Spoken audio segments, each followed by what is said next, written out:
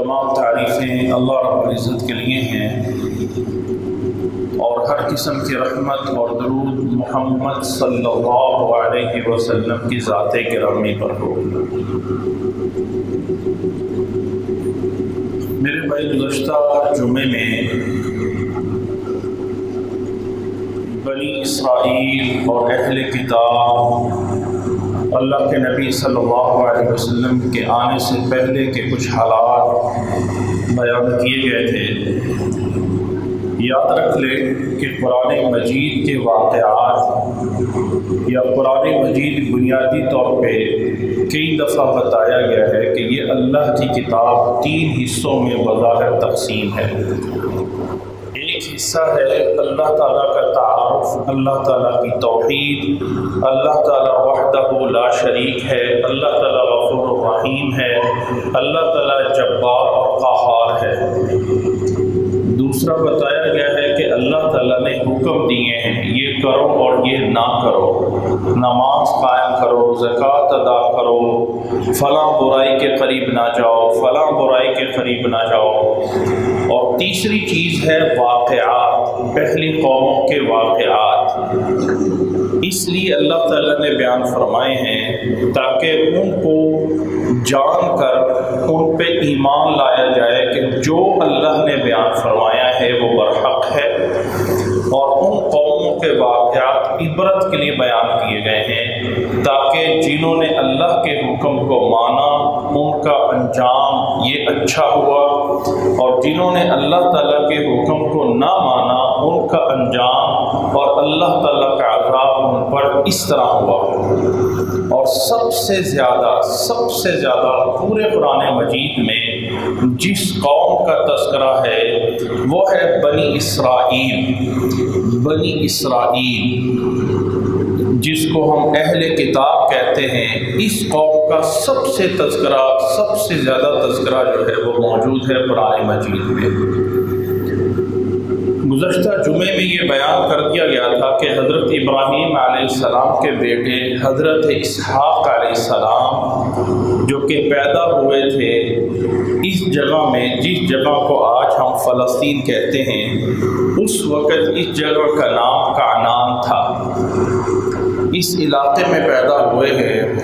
اور پھر حضرت اسحاق علیہ السلام کے بعد حضرت یعقوب علیہ السلام، اور یعقوب علیہ السلام کے بیٹے حضرت یوسف علیہ السلام مصر میں گئے، اور مصر میں جانے کے بعد اللہ تعالیٰ نے ان کو مصر کی بادشاہت عطا فرمائی۔ ساری کی ساری قوم پھر حضرت یوسف علیہ السلام کے بعد مصر چلے گئے، اور مصر میں حکومت کرنے کے کچھ سالوں بعد، کچھ مدت بعد، جب اس قوم کے اوپر جو مقامی وہاں کی قبطی قوم تھی انہوں نے حکومت کر لی، جس میں آتے آتے وہ فرعون آیا جس کا مقابلہ حضرت موسیٰ علیہ السلام سے ہوا، اور پھر موسیٰ علیہ السلام بنی اسرائیل کو فرعون سے نجات دلوا کر مصر سے چلے کہ واپس اپنے علاقے کنعان میں جاتے ہیں، اور اس وقت کنعان پہ ایک ظالم اور جابر حکمران بن چکے تھے۔ پھر حضرت موسیٰ علیہ السلام جب اس قوم کو لے کے دریا سے پار ہوئے تو یہ قوم حضرت موسیٰ علیہ السلام کے ساتھ جا کے جہاد کرنے سے انکار کر دیا، تو اللہ تعالیٰ نے 40 سال تک اس قوم کو اس میدان میں بھٹکنے دیا، اور یہ 40 سال تک جو ہے وہ خالی میدان میں انہوں نے زندگی گزاری۔ اس دوران حضرت موسیٰ علیہ السلام اللہ تعالیٰ کے احکامات کو پورا کر کے اللہ کو پیارے ہو جاتے ہیں، حضرت ہارون علیہ السلام بھی اللہ تعالیٰ کو پیارے ہو جاتے ہیں، اور اس قوم کے اندر یوشع بن نون جو کہ حضرت موسیٰ علیہ السلام کے شاگرد ہیں، اللہ ان کو نبی بناتا ہے، اور ان کی نبوت کی قیادت میں آ کے یہ فلسطین یا کنعان کو فتح کرتے ہیں۔ کنعان کی اس فتح میں حضرت یوشع بن نون کی لڑائی یا جہاد ان جبار حکومتوں کے خلاف جاری ہوتا ہے کہ سورج جو ہے وہ غروب ہونے والا ہے اور جمعے کا دن ہے اور ہفتے والے دن یہود کی عبادت کا دن ہے اور ہفتے کا دن مغرب سے شروع ہو جاتا ہے، تو اگر وہ دن آ گیا تو لڑائی جو ہے وہ ختم ہو جائے گی۔ تو یوشع بن نون نے سورج کو حکم دیا اور سورج اپنی جگہ پہ ٹھہر گیا تھا اور پھر لڑائی جاری رہی یہاں تک کہ کنعان فتح ہوا۔ حضرت یوشع بن نون کے لیے اللہ کے نبی صلی اللہ علیہ وسلم نے صحیح البخاری اور صحیح المسلم میں بیان فرمایا ہے کہ اگر سورج کسی شخص کے لیے رکا ہے، تو وہ صرف اور صرف یوشع بن نون کے لیے رکا ہے، کسی اور شخصیت کے لیے تاریخ انسانیت میں نہیں ہے کہ سورج اپنی جگہ پہ رک گیا ہو اور وقت رک گیا ہو، کہ وقت آگے نہیں چل رہا ہے، ٹھہر گیا ہے۔ یہ صرف اور صرف حضرت یوشع بن نون کے لیے حضرت موسیٰ علیہ السلام کے بعد فلسطین کے اس علاقے کو، جس کو کنعان کہا جاتا تھا، اس کو فتح کرتے وقت رکا تھا۔ اللہ تعالیٰ نے فتح عطا فرمائی اور ابھی یہ علاقہ پورا فتح نہیں ہوا تھا کہ حضرت یوشع بن نون بھی اللہ تعالیٰ کے ہاں یعنی اللہ تعالیٰ کو پیارے ہو جاتے ہیں، وفات پا جاتے ہیں، اور یہ قوم بکھری ہوئی اور کچھ جمع ہوئی اسی علاقے میں رہتی ہے، اور پھر اس قوم کی اصلاح کے لیے یا ہدایت کے لیے اللہ تعالیٰ نبی بھیجتا ہے۔ ایک ہے نبی اور ایک ہے رسول۔ رسول اللہ تعالیٰ کے بڑے پیغمبروں کا نام ہے، اور نبی جو ہیں جو پہلے رسولوں کی نصیحتیں آگے لوگوں تک پہنچاتے رہے، اللہ تعالیٰ نے وہ ان کے اندر چھوٹے چھوٹے نبی مختلف اوقات میں آتے رہے، اور 300 سال یہ اسی عرصے میں رہے ہیں۔ 300 سال کو یہ اپنی تاریخ میں مدت القضاء کے نام سے جانتے ہیں۔ 300 سال کے بعد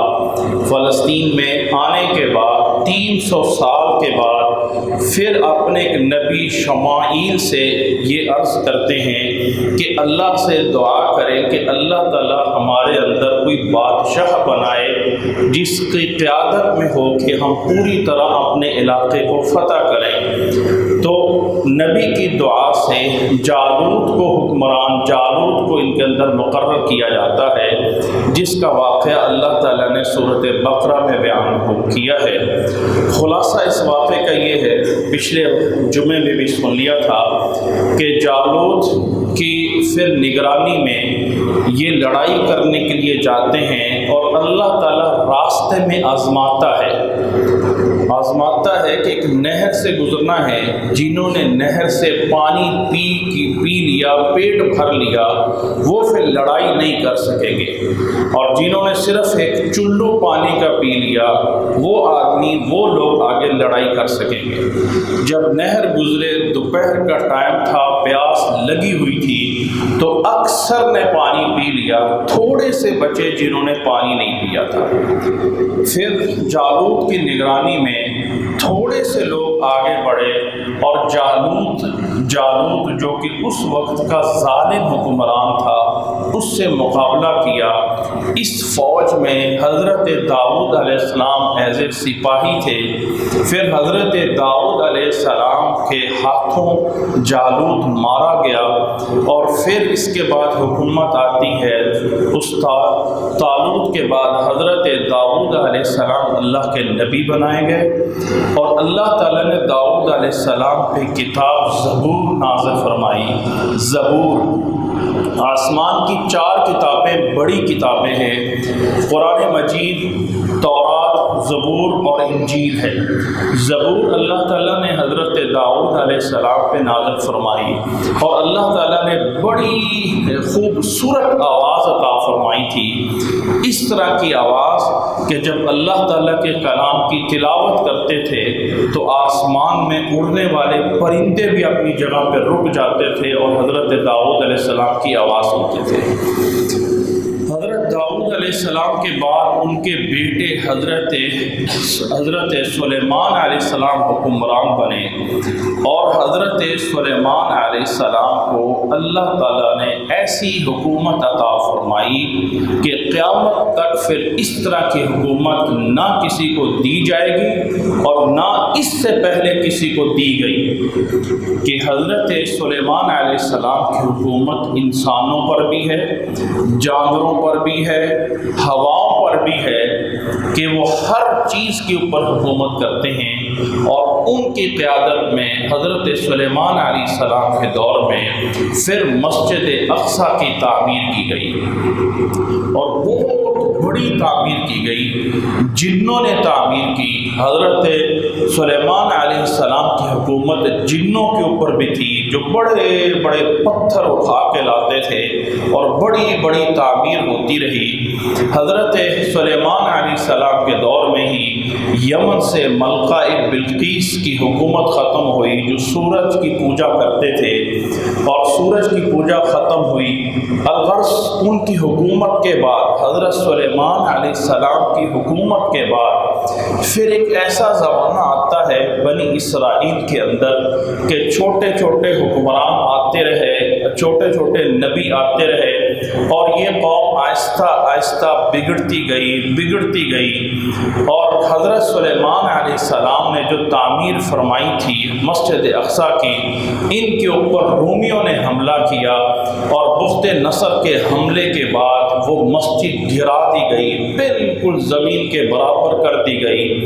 اور یہ سارے کے سارے وہاں سے نکال دیے گئے۔ الگ الگ جگہ پہ یہ بنی اسرائیل اس وقت بنی اسرائیل ہی کہلاتے تھے۔ یہود، یاد رکھ لیں کہ اللہ کے نبی صلی اللہ علیہ وسلم نے فرمایا ہے کہ یہود جو ہے یہ 70 فرقے ان کے بنے تھے، 70 فرقے، اور ایک فرقہ دوسرے فرقے کو کافر کہتا ہے، اور آپس میں اتنا اختلاف تھا کہ ایک دوسرے کو قتل کرنا بھی یہ جائز سمجھتے تھے۔ افراتفری کے اندر جو ہے یہ ان کا دور گزرتا رہا، اور پھر یہ دور یاد رکھ لیں کہ اللہ کے نبی صلی اللہ علیہ وسلم، حضرت محمد صلی اللہ علیہ وسلم 571 عیسوی میں آئے ہیں۔ 571 عیسوی کا مطلب یہ ہے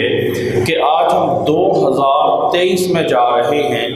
تو 2023 جس وقت 571 عیسوی تھا، اس وقت اللہ کے نبی صلی اللہ علیہ وسلم مبعوث کیے گئے۔ اللہ کے نبی صلی اللہ علیہ وسلم اور حضرت موسیٰ علیہ السلام کے درمیان تقریباً 1500 سال کا عرصہ ہے۔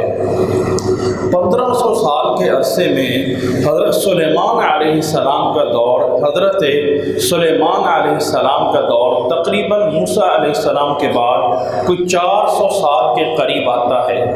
400 سال کے بعد پھر آگے حضرت عیسیٰ علیہ السلام تک، حضرت عیسیٰ علیہ السلام تک پھر 500 سال کا دور ان کے اندر آیا ہے، جو سارا کا سارا افراتفری میں ہے، اور کوئی ایک ٹائم بھی ایسا نہیں ہے کہ جس کے اندر یہ اپنے فلسطین میں مستقل ہو کے حکومت کی ہو۔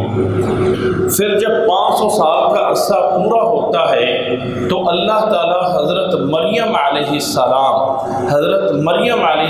کو بغیر باپ کے اللہ تعالیٰ بیٹا عطا فرماتا ہے، جن کو ہم حضرت عیسیٰ علیہ السلام کے نام سے جانتے ہیں۔ حضرت عیسیٰ علیہ السلام بچپن میں ہی اپنی نبوت کا اعلان کرتے ہیں، بلکہ حضرت مریم علیہ السلام کا واقعہ اللہ تعالیٰ نے قرآن مجید میں بیان فرمایا ہے کہ حضرت مریم علیہ السلام جب اپنے بیٹے کو اٹھا کے اپنی قوم کی طرف لے کے گئی تو قوم والوں نے کہا کہ اے مریم لقد جئت شیئا فریا، کہ یہ عجیب چیز تو لے کے آئی ہے، تیرا ماں باپ تو اس طرح کا نہیں تھا، تو کس طرح کے نکلی ہے؟ تو حضرت عیسیٰ علیہ السلام ماں کی گود میں بچے ہیں، اور بچپن کی حالت میں ماں کی گود میں بول پڑتے ہیں اللہ کے حکم سے، قال انی عبد اللہ آتانی آتانی الکتاب وجعلنی نبیا وجعلنی مبارکا اینما کنت واوصانی بالصلاة والزکاة ما دمت حیا۔ قرآن مجید نے سارا واقعہ حرفاً نقل کیا ہے کہ حضرت عیسیٰ علیہ السلام بچپن میں ہی نبوت کا اعلان کر دیتے ہیں۔ یاد رکھ لیں میرے بھائی، عموماً یہ بات مشہور ہے کہ ہر نبی کو نبوت 40 سال بعد جا کے عطا کی گئی ہے۔ یہ مشہور بات ہے، لیکن اس کے پیچھے کوئی بڑی دلیل نہیں ہے۔ حضرت ابراہیم علیہ السلام کا بچپن میں اپنی قوم اور اپنے والد کے ساتھ دعوت کا واقعہ قرآن مجید نے بیان فرمایا ہے۔ حضرت عیسیٰ علیہ السلام کا بچپن میں نبوت کا اعلان کرنا قرآن مجید نے بیان فرمایا ہے، لہٰذا یہ کوئی لازم نہیں ہے کہ ہر نبی 40 سال کے بعد آ کے نبی بنا ہے۔ حضرت عیسیٰ علیہ السلام بچپن سے ہی نبوت کا اعلان فرمایا اور بڑے ہو کر اس بنی اسرائیل قوم کی اصلاح کرنا چاہیے۔ بنی اسرائیل قوم کی اصلاح کے اندر اللہ تعالیٰ نے پھر حضرت عیسیٰ علیہ السلام پہ اپنی کتاب تورات نازل فرمائی۔ تو حضرت عیسیٰ علیہ السلام پہ اللہ تعالیٰ نے کون سی کتاب نازل فرمائی؟ تورات موسیٰ علیہ السلام پہ، اور حضرت داؤد علیہ السلام کو اللہ تعالیٰ نے زبور عطا فرمائی تھی، زبور۔ اور اللہ تعالیٰ نے حضرت عیسیٰ علیہ السلام پہ اپنی کتاب انجیل نازل فرمائی۔ حضرت عیسیٰ علیہ السلام انجیل کی تلاوت کرتے تھے، اور اللہ تعالیٰ کی تعریف کے اندر اللہ تعالیٰ نے عیسیٰ علیہ السلام کو بھی بڑی تحمل والی طبیعت عطا فرمائی۔ مقابلہ نہیں کیا ہے۔ یہودیوں نے اتنی مخالفت کی کہ تھوڑے سے لوگ ایمان لائے، جن کو قرآن مجید نے حواری کے نام سے کہا ہے کہ اذ قال الحواریون، یہ حواری تھوڑے سے حضرت عیسیٰ علیہ السلام پہ ایمان لے آئے، اور باقی سارے کے سارے قوم بنی اسرائیل کی حالت یہ تھی کہ وہ جگہ جو مسجد اقصیٰ کے نام سے بنائی گئی ہے، حضرت عیسیٰ علیہ السلام کے دور میں اس مسجد میں آ کے برائی کے کام اور بے حیائی کے کام کرتے تھے، اور طرح طرح کی برائیاں ان کے اندر موجود تھی۔ پھر حضرت عیسیٰ علیہ السلام کے یہ مخالف بن گئے، سوائے تھوڑے سے لوگوں کے مخالف بن گئے، اور ساتھ والی حکومت رومیوں سے مدد لے کے حضرت عیسیٰ علیہ السلام کو شہید کرنا چاہا۔ حضرت عیسیٰ علیہ السلام کو اللہ تعالیٰ نے زندہ آسمان پہ اٹھا لیا، انسانی یہ جسم کے ساتھ دنیاوی جسم سمیت۔ اللہ تعالیٰ نے عیسیٰ علیہ السلام کو جس کمرے میں وہ بند ہوئے، اس کمرے کی چھت کو پھاڑ دیا گیا، اور اللہ تعالیٰ نے حضرت عیسیٰ علیہ السلام کو زندہ آسمان پہ اٹھا لیا۔ اور جو لوگ حضرت عیسیٰ علیہ السلام کے پکڑنے کے لیے گئے تھے، ان میں سے ایک شخص جو کمرے میں اندر پکڑنے کے لیے گیا تھا، اس شخص کو شکل یا اس کی جو ہے عیسیٰ علیہ السلام کی طرح بنا دی گئی، اور بعد میں مخالفوں نے اس کو پکڑ کے سولی پہ لٹکا دیا، جبکہ حواریوں کو پتہ تھا کہ حضرت عیسیٰ علیہ السلام کو اللہ تعالیٰ نے زندہ آسمان پہ اٹھایا ہے، اور اٹھاتے وقت جاتے وقت حواریوں نے سارا منظر دیکھا تھا، لیکن باقی یہودیوں نے رومیوں کی مدد سے حضرت عیسیٰ علیہ السلام کی شکل میں جو بندہ تھا اس کو سولی پہ لٹکا دیا،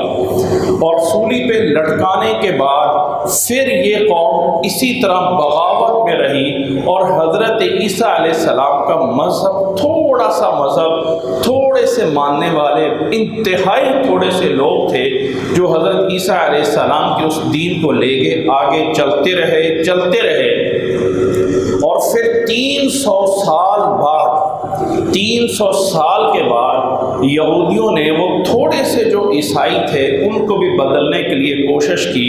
ان کو بھی بدلنے کے لیے اس طرح کر کے کوشش کی کہ جب اس وقت ایک انطاکیہ، آج کا یہ ترکیہ یا قسطنطنیہ کا جو بادشاہ تھا، اس نے عیسائیت کو قبول کر لیا تھا اور پورا کا پورا ملک عیسائی بن گیا تھا،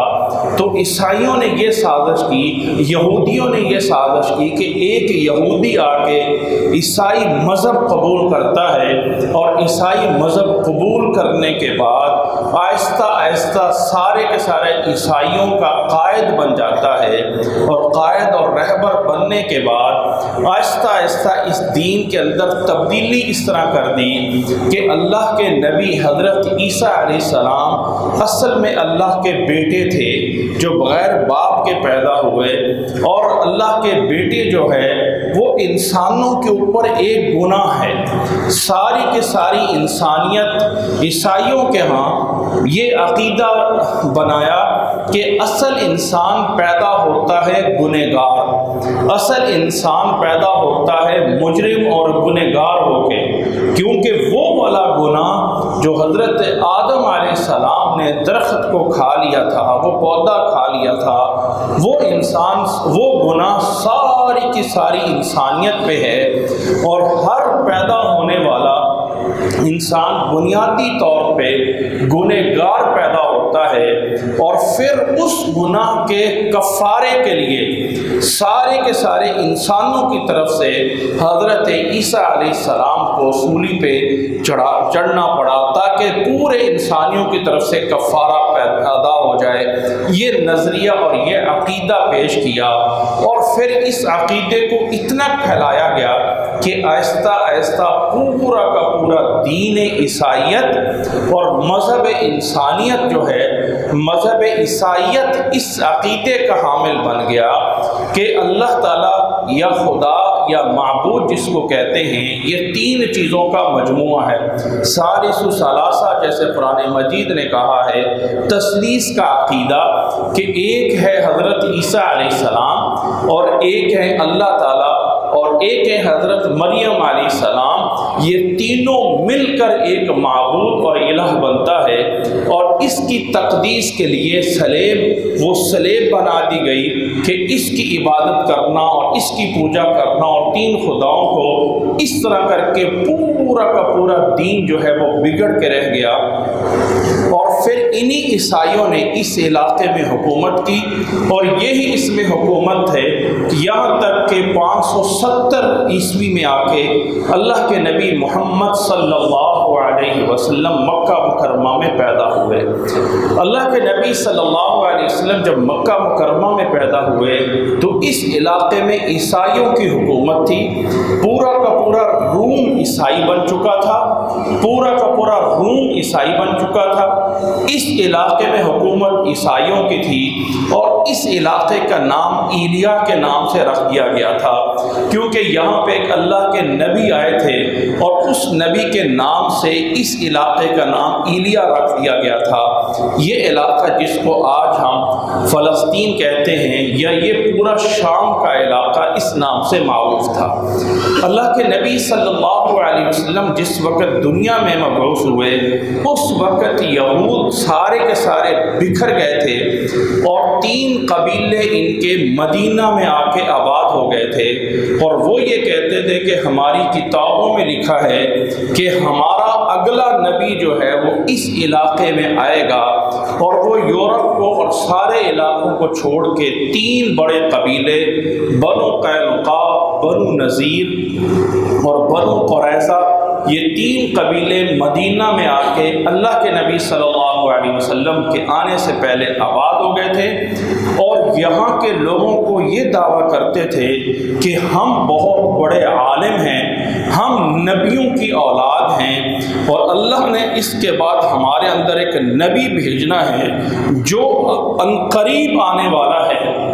پھر اس نبی کی قیادت میں آ کے ہم پورے کے پورے علاقے پہ حکومت کریں گے۔ الغرض اس نیت سے یہ لوگ آ کے مدینہ میں آباد ہوئے تھے،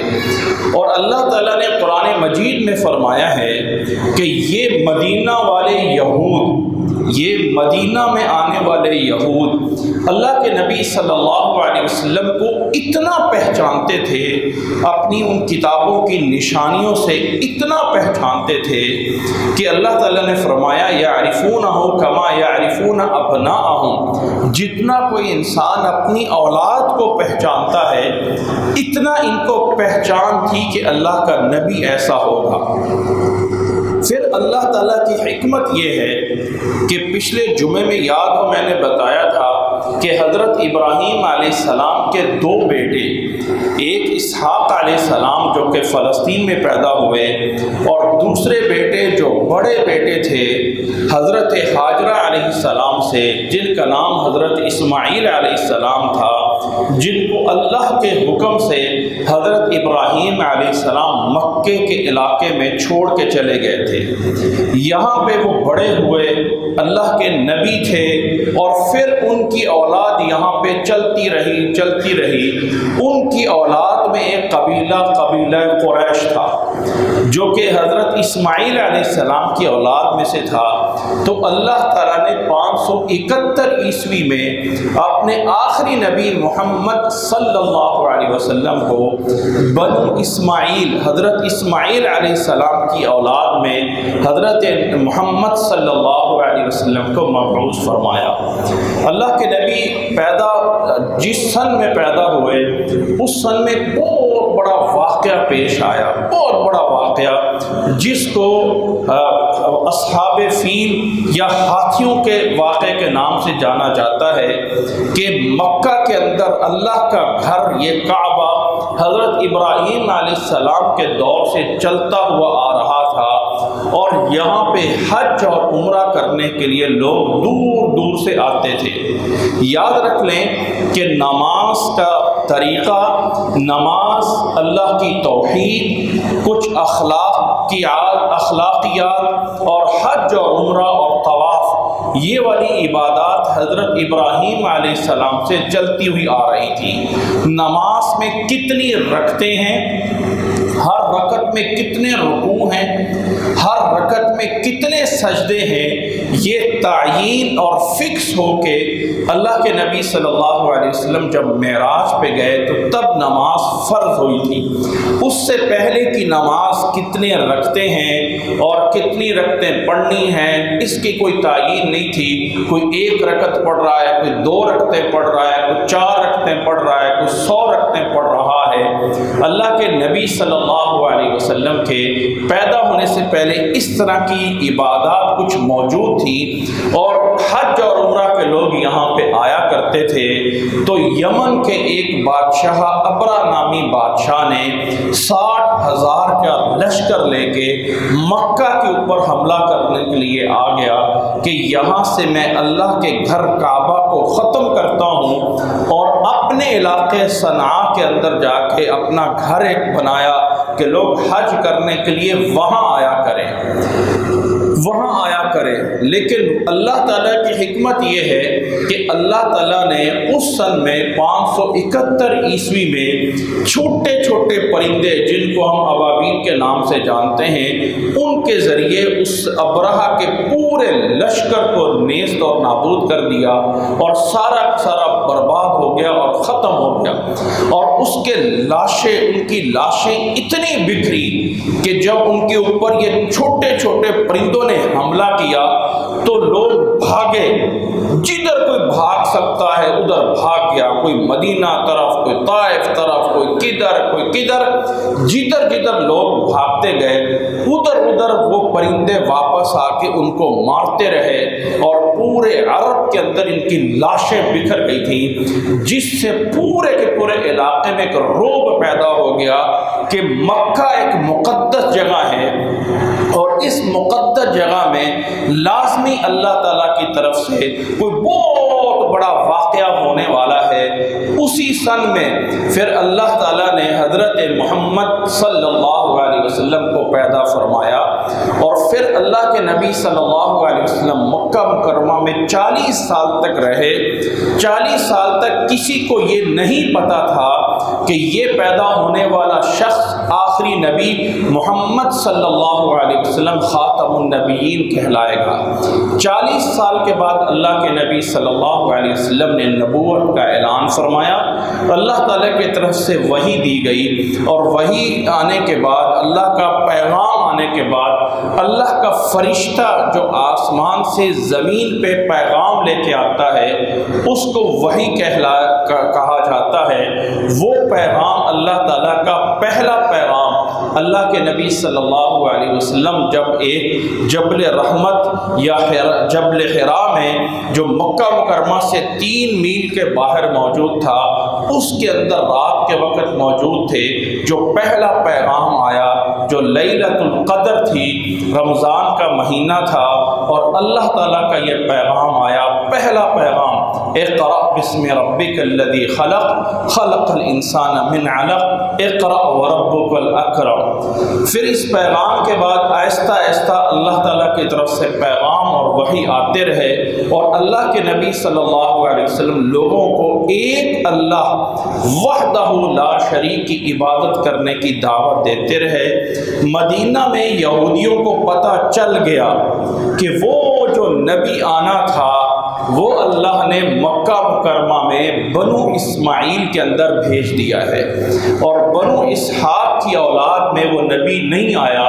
تو اللہ کے نبی صلی اللہ علیہ وسلم مکہ مکرمہ میں تھے، 13 سال مکہ مکرمہ میں نبوت کے بعد رہے۔ تو مدینہ کے یہودی کئی طرح کی سازشیں کرتے رہے، ایمان نہ لے کے آئے، اور مکہ کے مشرک لوگوں کو، کافر لوگوں کو طرح طرح کے ہیلے اور بہانے سکھاتے رہے۔ 13 سال مکہ رہنے کے بعد اللہ کے نبی صلی اللہ علیہ وسلم ہجرت کر کے مدینہ تشریف لے آئے۔ مدینہ تشریف لانے کے بعد یہاں آ کے ان قبیلوں کا آمنا سامنا ہوا جو یہود کے 3 بڑے قبیلے آباد تھے، بنو قریظہ، بنو قینقاع اور بنو نذیر۔ اور اللہ کے نبی صلی اللہ علیہ وسلم نے مدینہ آنے کے بعد جو بڑا کام کیا، سب سے بڑا کام کیا، وہ ہے میثاق مدینہ۔ ایک مدینہ کے اندر آ کے معاہدہ کیا۔ یہ معاہدہ یہودیوں اور مسلمانوں کے درمیان تھا۔ مدینہ کے یہودیوں اور مسلمانوں کے درمیان یہ معاہدہ تھا کہ یہودی مسلمانوں کی حفاظت کریں گے اور مسلمان یہودیوں کی حفاظت کریں گے۔ اگر کوئی باہر سے آ کے حملہ کرتا ہے تو یہودی اور مسلمان آپس میں دونوں مل کر اس کا مقابلہ کریں گے۔ یہ معاہدہ ہوا، اس پہ سائن کیے گئے، اور اللہ کے نبی صلی اللہ علیہ وسلم کا یہ معاہدہ میثاق مدینہ کے نام سے آج بھی موجود ہے۔ اس کی تمام شقیں موجود ہیں، جو شرطیں طے ہوئی تھی سب کے سب احادیث کی کتابوں میں محفوظ ہیں۔ یہ معاہدہ ہونے کے بعد چاہیے یہ تھا کہ یہ یہود مسلمانوں کے ساتھ دلی طور پہ ہمدردی کرتے، لیکن دلی طور پہ ہمدردی نہیں کی، اور اندر سے مسلمانوں کو کسی نہ کسی طریقے سے ختم کرنے کی کوشش کی۔ قبیلہ بنو نذیر نے اللہ کے نبی صلی اللہ علیہ وسلم کو زہر دے کے شہید کرنے کی کوشش کی۔ ایک دعوت میں بلایا اور دعوت میں کھانے میں زہر ڈال دی، اور اللہ کے نبی صلی اللہ علیہ وسلم کو شہید کرنے کی کوشش کی۔ اس کھانے نے بول کے کہہ دیا تھا کہ اے اللہ کے نبی صلی اللہ علیہ وسلم، میرے اندر زہر ہے، آپ نہ کھائیں۔ اللہ کے نبی صلی اللہ علیہ وسلم نے وہ لقمہ جو منہ میں لیا تھا وہ نکال دیا، لیکن اس کے اثر موجود تھا۔ اس کا اثر اللہ کے نبی صلی اللہ علیہ وسلم پہ، جسم پہ ہو گیا تھا۔ اللہ کے نبی صلی اللہ علیہ وسلم مدینہ میں آنے کے بعد 10 سال بعد جب وفات پاتے ہیں تو وفات کے وقت جو بیمار ہوئے تھے تو اللہ کے نبی صلی اللہ علیہ وسلم نے فرمایا کہ آج بھی میں اپنے اس جسم میں اس زہر کا اثر محسوس کر رہا ہوں جو یہودیوں کا وہ زہریلا لقمہ میں نے منہ میں ڈال لیا تھا۔ اس حدیث کی بنیاد پہ کچھ مورخین یہ بھی لکھتے ہیں کہ ان یہودیوں نے اللہ کے نبی صلی اللہ علیہ وسلم کو زہر دے کے شہید کیا تھا، حالانکہ اللہ کے نبی صلی اللہ علیہ وسلم کو اللہ تعالیٰ نے شہادت کی موت عطا فرمانی تھی۔ اس لقمے کا اثر صرف اتنا سا تھا، وگرنہ اللہ کے نبی صلی اللہ علیہ وسلم پہ کسی یہودی کا ڈائریکٹ کوئی جرت نہیں تھی۔ الغرض قبیلہ بنو نذیر کو اس واقعے کی بنیاد پہ مدینہ سے جلا وطن کر دیا گیا۔ مدینہ سے نکلنے کے بعد ان کو آباد کر دیا، یہ آ کے خیبر کے علاقے میں آباد ہو گئے جو کہ مدینہ سے دور تھا۔ دوسرا قبیلہ بنو قینقاع نے بھی غداری کی اللہ کے نبی صلی اللہ علیہ وسلم کے ساتھ۔ ایک مسلمان عورت تھی اور ایک مسلمان عورت کے وہ بنو قینقاع کے قبیلے میں جاتی ہے تو اس مسلمان عورت کے کپڑوں کو بیٹھے ہوئے پیچھے پتھر سے باندھ دیا، اس کی پوری اس چادر کو، اور جب وہ عورت اٹھتی ہے تو اس کی چادر پیچھے سے کھینچی گئی۔ کپڑے کوئی اس طرح کے نہیں ہوتے تھے جیسے آج کل بڑے مضبوط ہوتے ہیں، تو اس عورت کی وہ سارے جسم سے کپڑے جو ہے وہ اتر گئے۔ اس عورت نے شکایت کی، اللہ کے نبی صلی اللہ علیہ وسلم نے اس واقعے کے بعد قبیلہ بنو قینقاع کو بھی مدینہ سے جلا وطن کر دیا تھا۔ یا کچھ واقعات میں یہ آتا ہے کہ اللہ کے نبی صلی اللہ علیہ وسلم کو بلایا اور بٹھایا اور اوپر سے پتھر گرانے کی کوشش کی۔ اللہ تعالیٰ نے وحی کے ذریعے اللہ کے نبی صلی اللہ علیہ وسلم کو بتا دیا۔ اللہ کے نبی صلی اللہ علیہ وسلم نے اس قبیلے کو بھی جلا وطن کر دیا اور یہ قبیلہ آ کے خیبر میں آباد ہو گیا۔ یاد رکھ لیں کہ اس وقت یہ شام کا علاقہ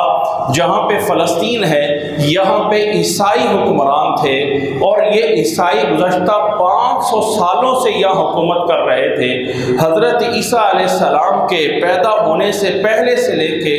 رومی یہاں پہ موجود تھے۔ انہی رومیوں کی مدد سے عیسیٰ علیہ السلام کو شہید کرنے کی کوشش کی گئی تھی اور انہی رومیوں نے بعد میں عیسائی مذہب قبول کر لیا تھا۔ تو یہ اس وقت سے اس علاقے میں حکمران تھے۔ یہودی یا بنی اسرائیل کا یہ قبیلہ جو کہلاتا ہے کہ ہم بنی اسرائیل ہیں یا ہم وہ یہودی ہیں، تو ان کے 3 قبیلے یہ مدینہ میں آباد تھے۔ تیسرا قبیلہ بنو قریظہ نے اللہ کے نبی صلی اللہ علیہ وسلم کے ساتھ غزوۃ الاحزاب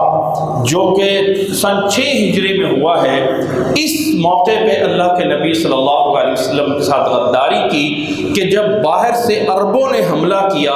تو انہوں نے مدینہ کے اندر سے مسلمانوں پہ حملہ کرنے کی کوشش کی، غداری کر دی۔ وہ اللہ تعالیٰ کی حکمت یہ ہے کہ ان کی غداری پاس نہ ہو سکی، کامیاب نہ ہو سکی،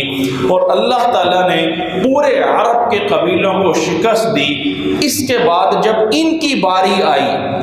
بنو قریظہ کی، اللہ کے نبی صلی اللہ علیہ وسلم نے غزوہ احزاب سے، غزوہ خندق سے جب واپس مدینہ میں ہی تھے، لیکن شام کا ٹائم ہوا،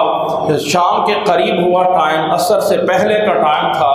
اللہ کے نبی صلی اللہ علیہ وسلم مسجد نبوی میں پہنچے تو تلوار یا سارا اتارنے لگے تو جبریل علیہ السلام نے فرمایا کہ فرشتوں نے ہتھیار نہیں اتارے ہیں، لہٰذا ابھی آپ ہتھیار نہ اتاریں اور اس سے آگے چلے۔ فرمایا کہ بنو قریظہ پہ جا کے حملہ کرے۔ مسلمان وہیں سے تیار ہوئے اور بنو قریظہ کے قبیلہ جو کہ مدینہ کے ساتھ ہی باہر تھا اس کے اوپر حملہ کیا۔ سارے کا سارا قبیلہ قلعے میں بند ہو گیا، انہوں نے قلعے اور دیوار بنائی ہوئی تھی اس میں بند ہو گیا، اور آخر میں فیصلہ یہ ہوا کہ حضرت سعد بن عبادہ جو ہمارے بارے میں جو فیصلہ کر دیں وہ ہمیں منظور ہے، کیونکہ جاہلیت کے دور میں حضرت سعد بن عبادہ رضی اللہ تعالیٰ عنہ ان کے حمایتی تھے اور قبیلہ یعنی انصار کے قبیلے کے سردار تھے، اور یہ انصار کا قبیلہ جاہلیت میں یہ بنو قریظہ کے قبیلے کا حمایتی تھا، لہذا وہ جو فیصلہ کر دیں۔ حضرت سعد بن عبادہ زخمی تھے، خندق کی جنگ میں زخمی ہو گئے تھے، ان کو زخمی حالت میں لایا گیا، ایک خیمے میں رکھا گیا، تو اللہ کے نبی صلی اللہ علیہ وسلم نے فرمایا کہ یہ یہودی بنو قریظہ کا قبیلہ اللہ کے نبی کے فیصلے کو نہیں ماننا چاہتا۔ یہ سعد بن عبادہ جو بھی ثالثی کر دیں منظور ہے۔ سعد بن عبادہ نے کہا کہ میرا فیصلہ یہ ہے کہ بنو قریظہ کے جتنے مرد ہیں جو بالغ ہیں، جو بالغ جوان مرد ہیں، سب کو قتل کر دیا جائے، ان کی عورتوں کو غلام اور باندیاں بنا لیا جائے اور ان کے مال کو مسلمانوں میں تقسیم کر دیا جائے۔ یہ فیصلہ کیا اور اللہ کے نبی صلی اللہ علیہ وسلم نے فرمایا کہ جو اللہ تعالیٰ کو 7 آسمانوں کے اوپر فیصلہ منظور تھا وہ سعد بن عبادہ نے کیا ہے۔ تو اس طرح کر کے بنو قریظہ کے جتنے بھی نوجوان تھے جو لڑائی کے قابل تھے ان سب کو قتل کر دیا گیا، ان کی عورتوں کو مسلمانوں کے لیے غلام اور باندیاں بنا دیا گیا۔ یہ انجام ہوا تھا اس قبیلے کا۔ جو 2 قبیلے نکل کے جا کے آباد ہو گئے تھے خیبر میں، حضرت ابو بکر رضی اللہ تعالیٰ عنہ کا دور آتا ہے نبی صلی اللہ علیہ وسلم کے بعد، تو یہ قبیلے وہیں پہ آباد رہے۔ پھر حضرت عمر رضی اللہ تعالیٰ عنہ کا جب دور آتا ہے تو حضرت عمر رضی اللہ تعالیٰ عنہ نے ان 2 قبیلوں کو خیبر سے بھی نکال دیا تھا اور یہ شام کے علاقے میں جا کے آباد ہو گئے تھے، شام کے علاقے میں۔ پھر حضرت عمر رضی اللہ تعالیٰ عنہ کے دور میں جب علاقے فتح ہوتے رہے تو حضرت عمر رضی اللہ تعالیٰ عنہ کی قیادت میں آ کے لشکر نے فلسطین پہ، یا اس وقت کا یہ جو ایلیا کے نام سے علاقہ تھا جس پہ روم حکمران تھا، جو مذہب کے نام سے عیسائی تھے، اس پہ حملہ کیا اور اللہ تعالیٰ نے بغیر لڑائی کے فلسطین مسلمانوں کے ہاتھوں میں فتح کر کے عطا کر دیا تھا۔ جب اس علاقے کا جب فلسطین کے قلعے کا گھیرا کیا ہوا تھا مسلمانوں نے، تو اس گھیرے کے دوران عیسائیوں نے کہا کہ ہم لڑائی نہیں چاہتے ہیں، ہماری کتابوں میں لکھا ہوا ہے کہ فلانا شخص آ کے اس علاقے میں قبضہ کرے گا، اگر اس شخص کو ہمارے سامنے دکھا دو تو بغیر لڑائی کے ہم یہ علاقہ دے دیتے ہیں۔ لوگ سمجھ گئے، حضرت عمر بن عاص رضی اللہ تعالیٰ عنہ سمجھ گئے کہ ان سے مراد عمر بن خطاب رضی اللہ تعالیٰ عنہ ہیں۔ مدینہ سے حضرت عمر رضی اللہ تعالیٰ عنہ ایک غلام کے ساتھ چلے اور چلنے کے بعد جب اس علاقے میں پہنچے تو دیواروں کے اوپر سے عیسائیوں نے دیکھ کے حضرت عمر رضی اللہ تعالیٰ عنہ سے کو دیکھنے کے بعد اپنی چابیاں زمین پہ پھینک دی تھی اور مسلمان بغیر کسی لڑائی کیے ہوئے اس علاقے کو فتح کیا تھا۔ یاد رکھ لیں کہ حضرت عمر رضی اللہ تعالیٰ عنہ نے جب اس علاقے کو فتح کیا تھا تو یہ یہودیوں کے ہاتھ میں نہیں تھا، یہودی یہاں کے رہنے والے نہیں تھے، کسی یہودی کو اجازت نہیں تھی عیسائیوں کے دنوں میں کہ وہ فلسطین کے علاقے میں داخل ہو سکے یا داخل ہونے کے بعد مسجد اقصی میں آ سکے، یہ اجازت نہیں تھی۔ یہ پہلا معاہدہ جو آج بھی معاہدہ عمری کے نام سے موجود ہے، عیسائیوں نے معاہدہ کیا، اس میں یہ شرط رکھی گئی علیحدہ سے کہ اگر یہودی ان میں سے کوئی بھی زیارت کرنے کے لیے مسجد اقصی میں آنا چاہے تو آ سکتا ہے۔ یہ 500 سال پہلے سے عیسائیوں کے زیر علاقہ یہ علاقہ موجود تھا اور کسی یہودی کو داخلے کی اجازت نہیں تھی۔ پھر حضرت عمر رضی اللہ تعالیٰ عنہ کے دور میں جب یہ علاقہ فتح ہوا تو یہودیوں کو صرف اتنی اجازت دی گئی کہ وہ یہاں آ کے اپنی عبادت کر سکتے ہیں یا اس مسجد میں آ سکتے ہیں۔ اس طرح کر کے مسلمانوں نے اس علاقے کو فتح کیا۔ خلفائے راشدین کے بعد حضرت ابو بکر رضی اللہ تعالیٰ عنہ، حضرت عمر رضی اللہ تعالیٰ عنہ، حضرت عثمان رضی اللہ تعالیٰ عنہ، حضرت علی رضی اللہ تعالیٰ عنہ کے بعد پھر آگے جو حکومتیں چلتی ہیں، بنو امیہ کی حکومت آتی ہے اور بنو امیہ کی حکومت میں جس دور میں مروان خلیفہ تھا اس وقت سب سے زیادہ خوبصورت مسجد اقصی کی تعمیر کی گئی، خوبصورت ترین مسجد بنائی گئی، بلکہ کہا جاتا تھا کہ پوری زمین پہ اس سے زیادہ کوئی خوبصورت مسجد نہیں ہے جو مسجد اقصی کی، اور اس کے ساتھ جو قبۃ الصخرہ ہے جو آج کل کل ہمیں وہ بڑا سا سنہری مینار گنبد دکھایا جاتا ہے، یہ بھی مسجد تعمیر کی گئی تھی، یہ مسجد تعمیر کی گئی تھی جس کو بعد میں صرف قبۃ الصخرہ بنا دیا گیا، اور مسجد کی تعمیر بنو امیہ کے دور میں ہوتی رہی۔ بنو امیہ کے دور کے بعد مسلمانوں کے اندر بنو عباس کی حکومت آتی ہے، تو اس میں بھی یہ مسجد اقصی مسلمانوں کی حکومت میں رہی ہے۔ الغرض اس کے بعد حالات انشاءاللہ تعالی آئندہ جمعے میں بیان کیے جائیں گے۔ ان واقعات کو بیان کرنے کا یا کسی بھی علاقے کا بیک گراؤنڈ جاننا یا ماضی کے حالات اس لیے بیان کیے جاتے ہیں کہ کوئی قوم اس وقت تک ترقی نہیں کر سکتی ہے جب تک کہ اس کو ماضی یا اپنے پچھلے دور کا پتہ نہ ہو کہ مسلمانوں نے کن کن دور سے گزر کر جو ہے وہ یہاں تک پہنچے ہیں۔ اللہ تعالی ہمیں اپنے مسلمان ہونے پہ فخر کرنے کی توفیق عطا فرمائے، اور اللہ تعالی ہمیں دین اسلام کو صحیح معنی میں سمجھنے کی توفیق عطا فرمائے، اور اللہ تعالی جتنے بھی دنیا میں کوئی مظلوم مسلمان ہیں اللہ تعالی ان کی مدد فرمائے۔ وآخر دعوانا الحمدللہ رب العالمین۔